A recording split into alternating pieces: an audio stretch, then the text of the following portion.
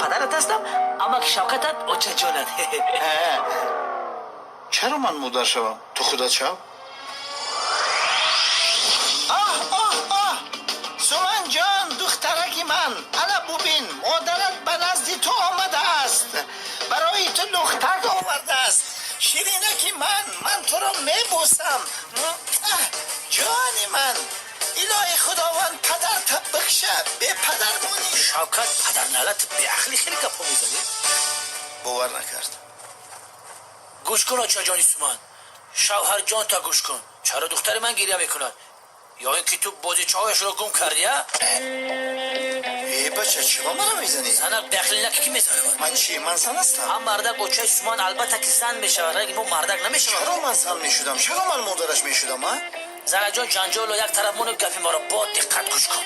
برای چی دختر جانی من گریه میکند مادرش؟ یا که تو او را زدی همین خیر؟ دعا کن که این کودک یتیم است، وگرنه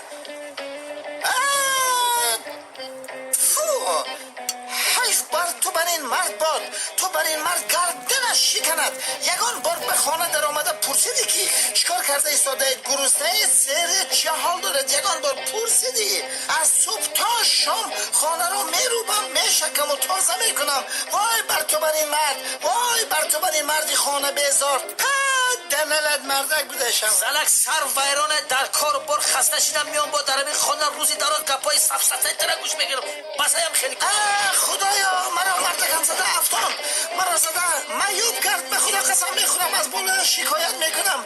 همه خیل مردک بودن نبودنش خوبتر از بزارم از رویش. گوشو مینه من خوردی خدا بگیرد تواری زنکه.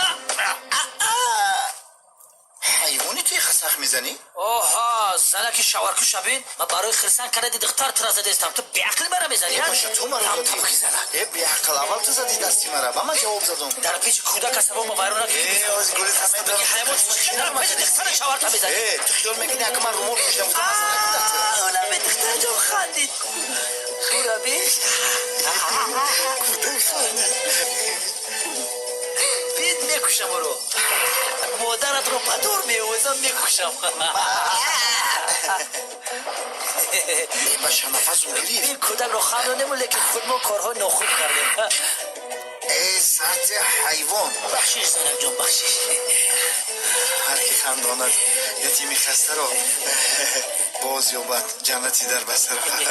هر روی تو بر شوهر سیاه براتز به دختر مشکلت بیار. ای تو چیکار کردی؟ از پشت تو شده دست لختک کند آخیره؟ ناخواست شد. بیا تو هم بایمه بد نکن. این دیگر در جوش نمیچسبد. یا خدایا سومن دخترم گریه نکن.